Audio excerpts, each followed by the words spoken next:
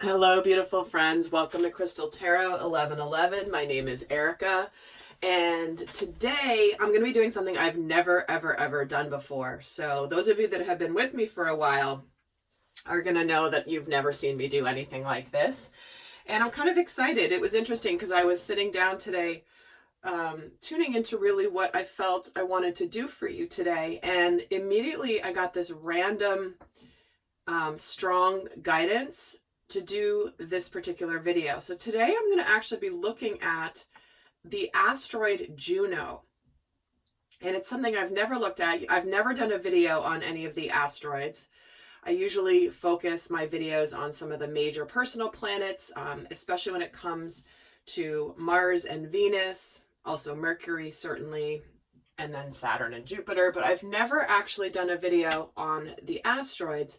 And so when I get the guidance to do something like that I've never been called to do before, I have to follow it. So we're going to talk today about Juno. And Juno is actually going retrograde starting on April 12th and will be retrograde through August 2nd. Now, she started her retrograde pre-shadow on the 14th of January. She went into Sagittarius on the 1st of January, and then 2 weeks later she goes into her pre-shadow. So some of these things I'm going to talk about relating to Juno specifically in retrograde may already have been starting for you in your life. Now, Juno represents commitment, it represents marriage, but it doesn't always have to be something that's a romantic partnership. Juno's influence can impact strong, committed partnerships, whether this is businesses, business partners, things like that. So anything that there is some element of commitment between two, Juno can influence. So in this video, I'm going to talk a little bit more about her influence and what changes we can expect once she goes retrograde. So like, what can we see as the effects of her going retrograde, how that might impact our lives. So I'm going to start just by pulling some overall energies that relate to Juno being retrograde.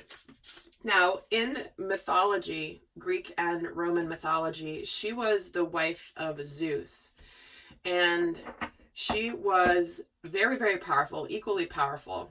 However, she was a very loyal wife to Zeus, but he was not that good to her. And so where she can play out here in our lives and in our relationships, whether they're marriages or other types of partnerships, is, the good, the bad, and the ugly of committed partnerships. And her influence in our romantic lives, for example, or even in obviously other types of partnerships, is where Mars and Venus take a look at how we are attracted to each other, how we give and receive affection and love, how we interact from that standpoint. But Juno's perspective is more of what's the long-term partner that is going to be best suited for me. Yes, there might be attraction here in the interim with Mars and Venus, but what's best for me in the long run? And as you guys know, throughout 2020 and even now into 2021, partnerships have been called into question in order to either level up to something even better or to come to an end altogether. So the fact that she's going retrograde coming up shortly here is going to be, I think, pretty significant. And like I said, I just got called to do this video for you today, and I've never ever done an asteroid video in the over 3 years, almost 3.5 years I've done this type of work. So let's look overall here. Let's look at some of these energies we can expect when she goes retrograde in Sagittarius. What kind of energies can we expect? So we have increase. Wow. Okay. Hello. Already starting off on a really positive note here. Because many times people think when planets go retrograde, bad things happen, just because I think Mercury retro gives retrogrades a bad rap. But it's really a reflection and a slowing down time All retrogrades are, in the aspect that the particular planet or asteroid affects in our lives. So what we can see here is we have a cycle of increased beginning where we're having the intention to become authentic, to come out from behind wearing a mask, maybe where we're projecting an image out there that is not who we really are. Maybe we're afraid to really reveal who we really are, but we're going to feel this desire to be seen. And we also have the energy of letting go and conflict coming to an end here. So again, I don't think I could have teed up any better cards for this if I had tried. So what we have increasing here is things are looking up. People are going to becoming more authentic. We're going to have things revealed. And we may sometime, if we've been trying to leave a situation, but we've been kind of held back from doing so, looks like that conflict is coming to an end. If there's been challenges, if people have been not seeing eye to eye, this retrograde period will help let go of the past conflict, and in some cases let go of the partnership. But it's either going to, it's all for the better, whichever direction it goes, right? Sometimes it's like if your relationship's challenged or in it's not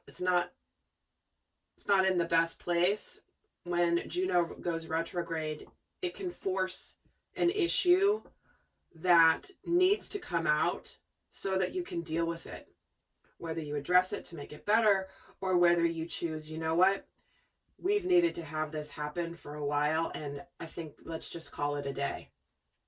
So that's what we can kind of have coming in. Sorry, I'm getting a few messages and I'm like, I should stop talking while the messages are coming in, but it's like we're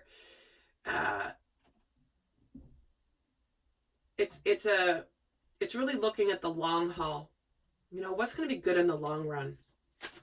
So let me get another card here.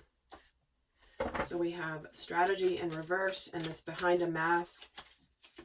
Okay, wow. We're getting those two coming in to clarify that one. And let's get a card on the letting go energy. This is opening up the door to romance.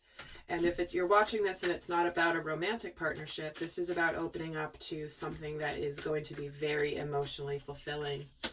And we have caring connections. So what we have to expect here is getting out of feeling like we're trapped in something and acting helpless. Because whatever you're likely feeling some tension in some area of your life where you could just be, what's the word? What's the way to describe this energy? It's like if you're just putting on airs and going through the motions and just staying there because you feel stuck, this retrograde is going to suddenly give you the path out of something that you feel like you might not have been able to get out of for whatever reason. Because when you let go of any conflict, you do open yourself up to romance as well as other caring connections. So like I was saying, it's going to be a time to level up the relationship. If it's been building and building and building and you guys have been tiptoeing around each other and avoiding this conversation or this decision, this is going to allow you the opportunity to level up or just end it. So we are moving in a beautiful direction here that's going to restore a lot of balance. So let's actually get some tarot going. I'm kind of going to put these up here just to make some more room. But let's get some tarot. Let's see what changes we can expect. By the way, there will be an extended, and in that extended, I'm going to actually break down the effect of Juno retrograde on both the divine masculine and the divine feminine. And we're going to see a bunch more about how it's going to impact either of them, both of them. So that link is going to be in the description box below. And certainly you can watch it for a specific partnership, or you can watch it for your own masculine and feminine energies. So let's look at what changes can we expect in our world once Juno goes retrograde officially. What changes can we see in our physical world? Well, we have the Sun, the Six of Cups, the Five of Cups, and the Hierophant. Well, certainly we could, as with a lot of retrogrades, we could have somebody from our past returning to us to reconcile, or somebody that we've known for a long time, but we've never actually been together. But what we have here is it's like spiritually, we're gonna pick up what we have left and stop focusing on the past. So this guy, this is the Five of Cups. See how he's holding 2 cups out and the 3 that have spilled on the bottom? Sorry, on the ground. It's like he's actually actively holding those 2 cups. So it's like, I'm hearing just the words picking up the pieces for some of us to align with our happiness. And certainly with the Hierophant and the Sun here, we're being called spiritually to align with our happiness. In fact, let's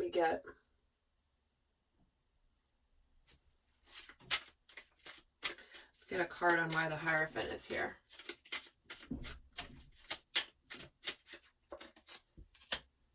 And he gets the Ace of Wands. And why do we have the Six of Cups? The Three of Swords.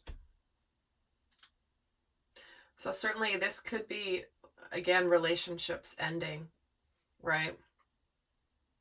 And maybe part of, and this has been, it's amazing how often the Sun and the Six of Cups have been coming in, because for many this can relate to children.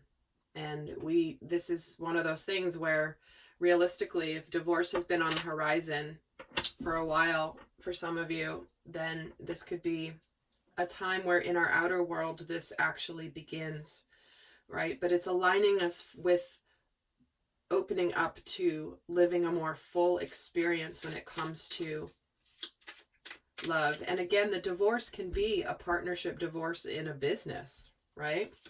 Where finally it just ends. But also what could happen here is this could put an end to past heartbreak for some of you. In fact, let's get a card on the Sun. The King of Swords. Finally communicating, finally making the decision. And interesting, the Lovers is here on the bottom of the deck. So yeah, making the decision. Is this spiritually aligned for me or not? Do I see this going for the long haul? You know, it may be fine right now, but is this what I want for the rest of my life? And that's truly what Juno is going to be bringing up for us. Let's see what changes we could experience in terms of our thoughts and what's on our minds. What changes can we expect once she goes retrograde? Well, you have 10 of Cups, the 9 of Cups, the Knight of Pentacles, and the Knight of Wands. See what I mean? There's so much we're being called to live more fully. We're going to be thinking about what's going to make us happy. Oh, that was a really weird sound. Oh my gosh, that's crazy. Maybe there's a bird on the roof. What is going on? Maybe it's a squirrel. Oh my God. Or a bird. Oh, that's so funny. There's a squirrel and a bird here. There's clearly a message in there somewhere for some of you. But what we're going to be thinking about is we want happiness, but some of us might need to be happy on our own first. We're going to align with what we want in our hopes, our dreams, our wishes, and we're actually going to be thinking about the steps we want to take. I feel like for some of us, it's this energy of I want to go quickly, but I'm going to go slowly because I don't want to go too fast. But we are getting the wands here. The Knight of Wands is under this Ace of Wands. And I feel like once you align with this, it's like, I do feel like the energy just takes off. So let's look at what we're going to be feeling. How can Juno going retrograde, how's it going to impact us emotionally? What are we going to be feeling when she goes retrograde? Ten of Swords, Three of Cups, Ace of Wands, and the Eight of Swords. Again, it's like finally I'm putting an end to this situation that I felt helpless in. I'm ready for this passionate new beginning. I'm ready to enjoy myself. I'm ready to get out there. I'm ready to put an end to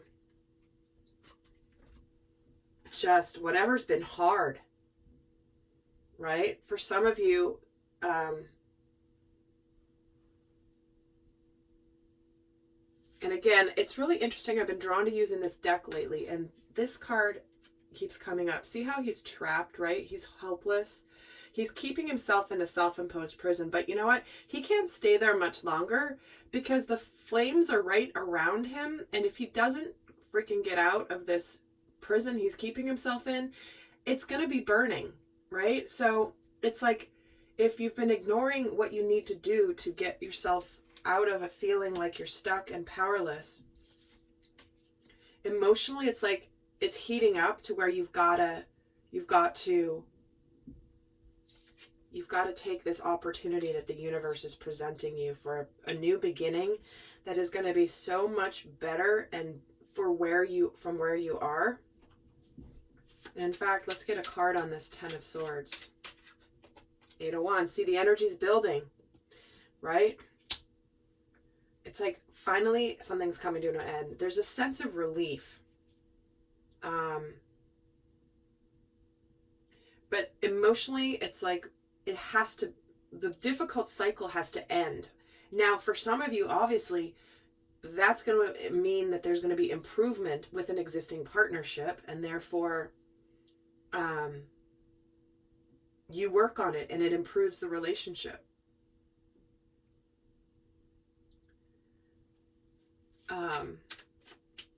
It sort of forces the issue. It's going to force the issue in whatever partnership you're looking at here. And in fact, let's get a card on this Ace of Wands for fun. The Hierophant. Guys, this isn't an accident. The Hierophant here gets the Ace of Wands as a clarifier. The Ace of Wands gets the Hierophant as a clarifier. See what I mean? The wands represent purpose, your spiritual truth, your passions, and it's not an accident that they're both here twice together. So emotionally, it's like, we know spiritually we got to go for what we want to do. Certainly the Hierophant can represent spiritual commitment, marriage, or some sort of partnership. But what we have here is this is the spiritual lesson coming through. So let's look at what actions we might take when Juno goes retrograde. And again, I'm going to break down these very same questions in the extended between Divine Masculine and Divine Feminine. So that will be in the description box below if you want to access that. But let's see what actions we might take when she goes retrograde. What actions? Yep, Three of Swords, ending things, strength, having the courage to end things. Even things that maybe we have persevered for a long time. You know, maybe where we've held back, ending something because we didn't want to give up. You know, nobody wants, you don't want to give up on it because there's been a lot of time and energy and experience and experiences together. But at the end of the day, we have here the actions are finally getting the strength to end a situation that we've persevered and that we've kind of even felt guarded. For example, if some of this is opening up, if some of this is going to bring you to open up to a new love, what this is telling me as well, or a new partnership, or a new opportunity, it's like, this is where we're not going to, the action we're going to take is to not be afraid of getting our heart broken or to getting disappointed again. And so where if we've not been courageous for taking action towards what we want because we're afraid, it's like we're kind of trying to prevent being hurt again or disappointed again. That's going to change when Juno goes retrograde. So my friends, I'm going to pull some guidance for those of you not going on to the extended. So let me get a deck for what is the best guidance for those not going on to the extended for when Juno is in retrograde. And in the extended as well, I'm going to actually be comparing kind of, and we're also going to get a sneak peek of what happens when Juno does station direct, again in Sagittarius in August. So let's take a look at what the guidance is for Juno retrograde. What is the best guidance for when Juno is retro? We're getting the gorilla, the grouse, and the camel. Well, here we have it. It says, really take the time to listen compassionately to those that you love, especially your family members. Right? Because what does the gorilla do? He pounds his chest. He's trying to be intimidating. But this gorilla is not pounding his chest. He's down in more of a submissive position so that he can actually not be intimidating. So if you've been in a place where two people are pounding their chest at each other and trying to be the more dominant one, it's saying that this is really take the time to understand and listen compassionately. And this grouse is always hilarious. If you've never seen a grouse, what they look like when they're doing their dance, it's so hilarious. It's so sweet, actually. But the grouse is all about expressing yourself through rhythm and movement by drumming and dancing. At least that's what this card says. But what I'm getting from this card is it's more about going with the rhythm and allowing, like, bobbing and weaving. I'm getting this image of bobbing and weaving with the energies of whatever communication is going to be happening. But they're also saying to trust that you have the resources with this camel to get through the challenges that are before you. So, you know, it may be a bit of a challenge time, but it is important to listen. It is important to bob and weave with the rhythm and just kind of not to fight it. You know, there's going to be a rhythm in conversation and ebbs and flows. So not to try to fight the rhythm of whatever's happening for you during this time frame. All right, lovely friends. Well, I hope that this has been helpful. Do check out the monthly reading as well. And if you haven't subscribed, please do and hit the notifications bell. And until next time, I send you love. Bye.